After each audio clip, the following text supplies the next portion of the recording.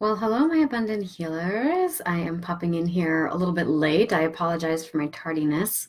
I was having a little bit of difficulty with my Wi-Fi connection, but hopefully we have figured it out now. So I'm excited to be here today. We are wrapping up our 5-part video series on soulful brand messaging. And this is one of the first events that we are doing for the 90-day launch cycle for the Abundant Healer 90 Days to Scale Your Practice Online, which is the larger program that I offer. It's a one-stop shop that helps therapists, coaches, and healers scale their practices online, even if they have never made a dollar online, never written a lesson, and also struggle with tech overwhelm. And so the idea is that I teach you how to build an online platform by creating a 6-week signature course. And I show you how to select the proper sales funnel so that you can start to really turn on the faucet and have clients coming into your business on a consistent basis. And or you can also set up live group coaching programs or online passive income funnels. So that is, the purpose of the promotion that we are doing this month. And really, what we've been doing over the past 5 videos is talking about, at the basis of all of that, is really building out a soulful brand mission. Okay, talking about your messaging, how you are coming across to your ideal clients, what I think of as your soul clients. Okay, so just to recap, in the first video we looked at 8 questions to assess the quality of your brand messaging as it is. The second video, we looked at 4 angles to decode your soulful brand story, and that means to look at your why, not just your how or your what.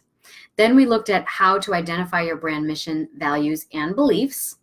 And then we also took a look at how to identify your hook and unique message in your niche. And so as a reminder, over the course of this 5-part video series, you have acquired a brand new About Me story for your website that clearly spells out your why, a clear and focused mission statement and elevator pitch for your brand and your services. You've developed a powerful hook and truth bomb that positions you in your market. We've also looked at a soulful sales script that has your ideal clients reaching for their wallets and just fist pumping the air with a resounding yes. And so for today, we're going to take a look at how to create a client avatar to call in soul clients. And we're going to continue to build out our sales script in today's video. So to begin, I want to emphasize here that social proof is really one of the biggest selling points out there. But what's really more important than having a lot of testimonials to sort of prove that your content is good is being able to tell just one story that everybody can relate to. And in fact, researchers have found that donors who are being solicited to donate to charitable organizations, for example, they're more likely to donate funds when they have seen a presentation of only 1 case study as opposed to 3. So the purpose of a client avatar, which is a character that represents your ideal client, is to help you hone in on your soul client's, what I'm going to call, archetypal story. It's that one narrative that appeals to the heart of your niche, and it also forces you to get really crystal clear on who it is that you want to serve most, or at least at first. So for example, I want to help women struggling with depression and anxiety is really not a client avatar, and it's way too vague. Women struggling with adulting, ages, 18 to 30, have very different problems than, let's say, women who are in their midlife and they're struggling with empty nest syndrome, or there's an extramarital affair, or they've hit a career plateau. Okay, very different audiences. So most therapists, coaches, and healers I see will say, I work with women and I help them with depression and anxiety. Not clear, that is not a client avatar. Okay, so I invite you to stick with me for the rest of this video, because we are going to be mapping out very specifically what a client avatar is. And to really explain the power of an avatar, I'm going to share with you one of my more popular ones. And this avatar I call Joe. And as a side note, this is actually a long version of Joe's story. I might share shorter versions of the story in other places, depending on what I'm using in his story to promote some particular online course or webinar or coaching program I might be doing. But to begin, you really want to make sure that whatever client avatar you develop, which again is a character that represents your ideal client, you want to really flesh it out. So I invite you to make the story long at first, and then you can pick and choose what aspects of the story are best used to illustrate whatever point you're trying to make, depending on what marketing copy you're using. And that means emails, sales pages, sales videos, a webinar, for example, things like that. So I'm going to tell you the story of Joe. And it might help to preface this just by telling you that I started bringing in up to $10,000 per month in online revenue by implementing the strategies I'm teaching you about in the Abundant Healer 90 Days to Scale Your Practice Online, specifically working with individuals that struggle with insecure attachment, helping them go from feeling kind of lost and confused and fearful in their relationships to standing much more self-sovereignly so that they can start calling in the soul-shaking, passionate partnerships that they want. And I do it by using a psycho-spiritual approach to attachment theory and creative arts interventions. Okay. So this is a client avatar for that audience, more or less a love and intimacy audience in the realms of self-help and personal development. So Joe is an approachable 35-year-old single man and a deeply compassionate person. He's the kind of guy that makes friends in every room and ends up being the designated therapist and mediator among them. He always has a warm shoulder and a willing ear to offer someone in need. Now, Joe longs to meet a partner to share things with because, well, it's just not as fun to do things alone, and everything tastes just a little bit sweeter when you do it with someone you love. And so in love and relationships, sometimes Joe gets into trouble because his desire for connectedness compels him to fall pretty hard pretty quickly for partners that only give him just a bit of attention. And because he's so compassionate and observant, he tends to anticipate his partner's needs. And so as a result, he ends up trying just a little bit too hard.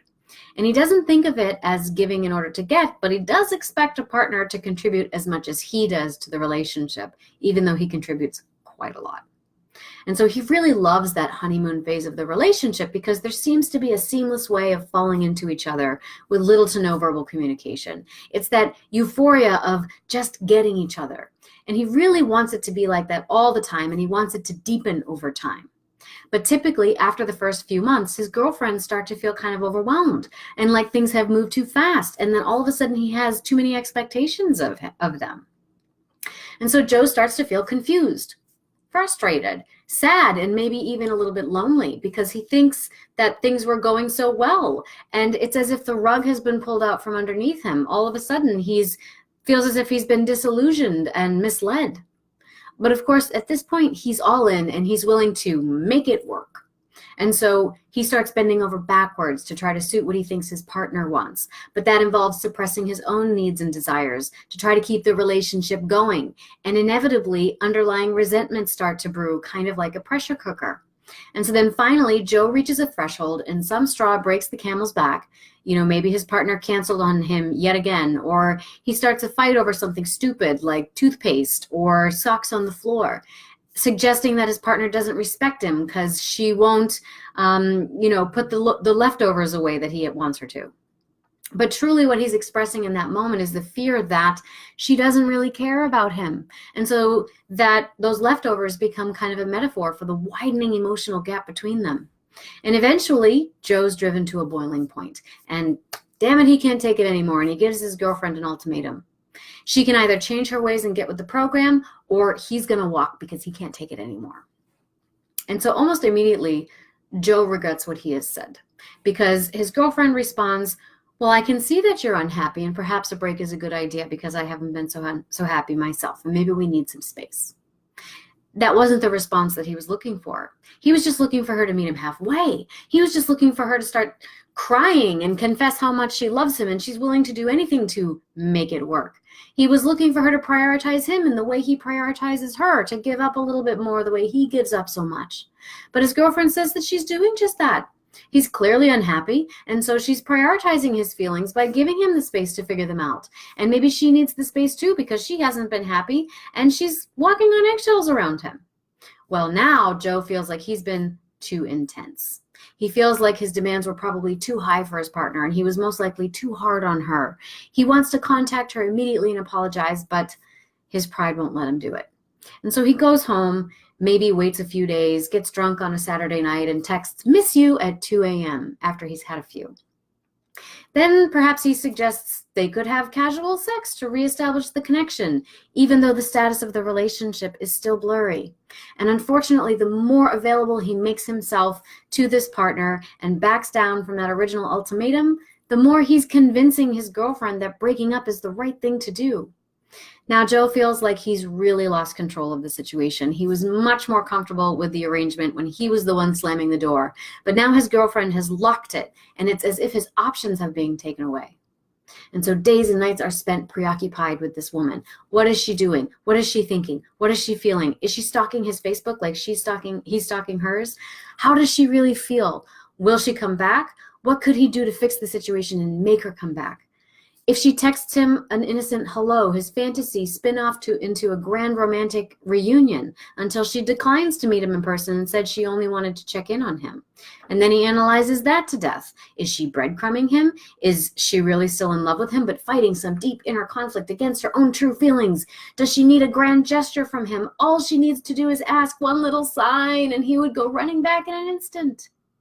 And so Joe's inner monologue sounds something like this.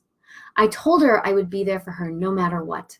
If she needed some time to herself, she can have it. I just want her to know I would be a secure base for her and I will always be there. I know she's been through a lot and she's so hard on herself. She thinks she doesn't deserve me, but if I could just prove to her that I could love her unconditionally, then she'll eventually realize that she would never find someone who loves her as much as I do, and she'll come around. There's just so much potential here in this relationship. If I walk away now, I know I'll regret it. She's the one. Does any of this sound like you? Well, if so, you are in the right place. Now, I would add that this is a long version of Joe's story.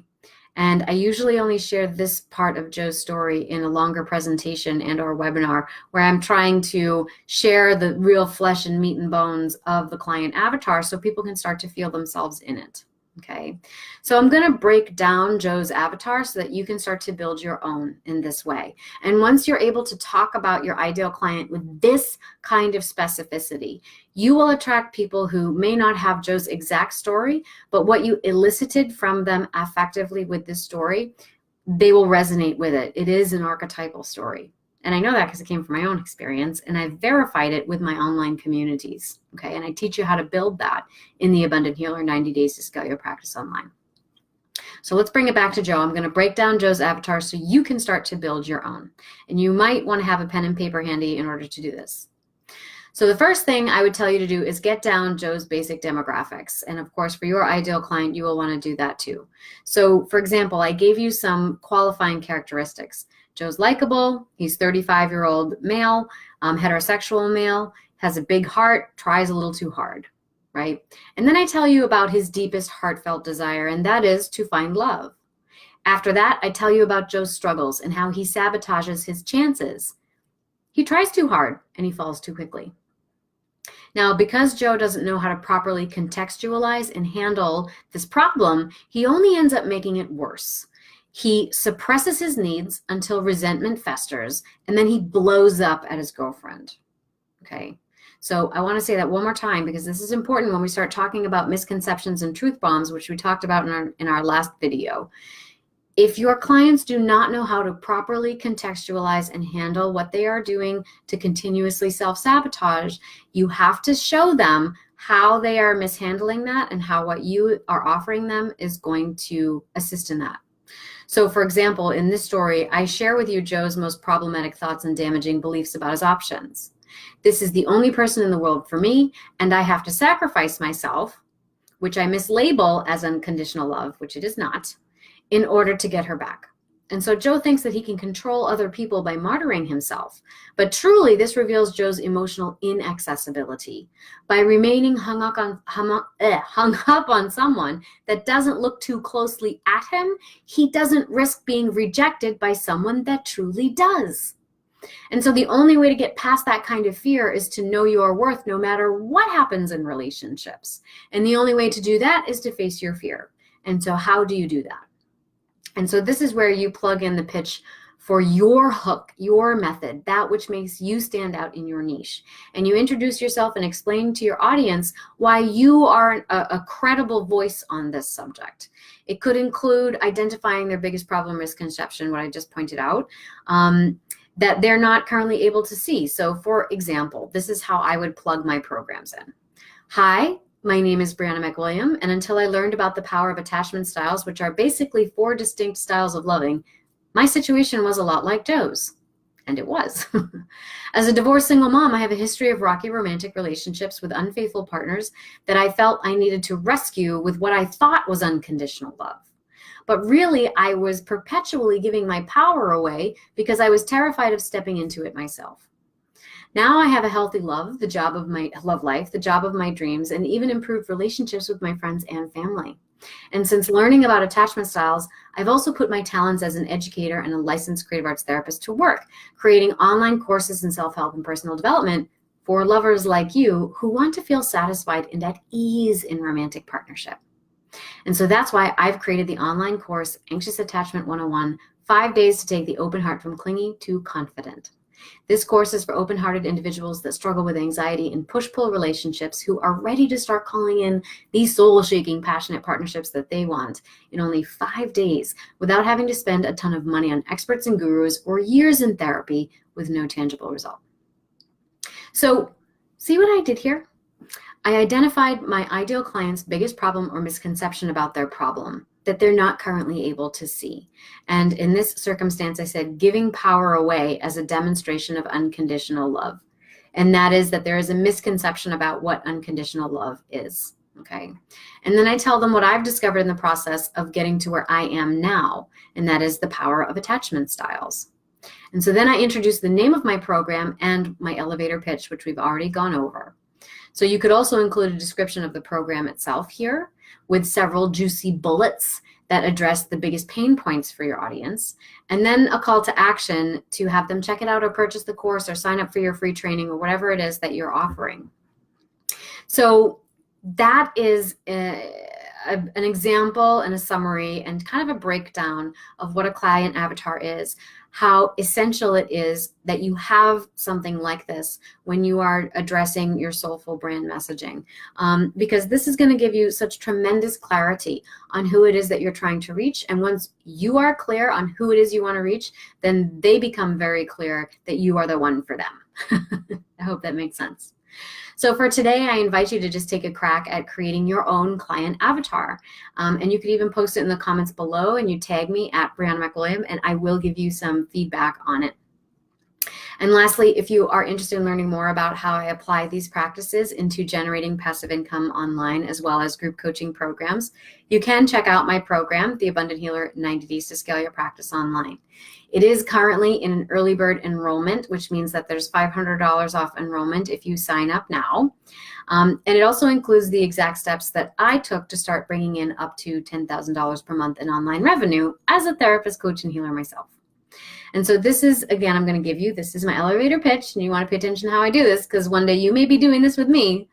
This is a one-stop shop that takes you through the leaping, landing, and thriving phases of your business. Even if you have no experience in marketing, online technologies, have never written a course curriculum, or made $1 online, all without having to overspend on gurus or piecemealing a bunch of different programs together.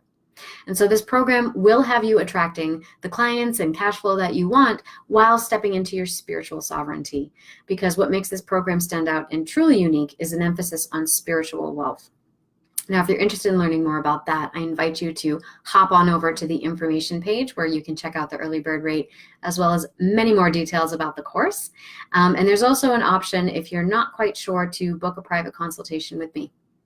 So I hope to see you in our next month's activities, in which case we're going to be doing a 30-day video challenge. Now, 30-day video challenge is something that I encourage my abundant healers to do inside the program, but in promotion for the program in our current 90-day launch cycle, I am going to be showing up here with you all to be doing a 30-day video challenge. So you will see me every day for the next 30 days in here.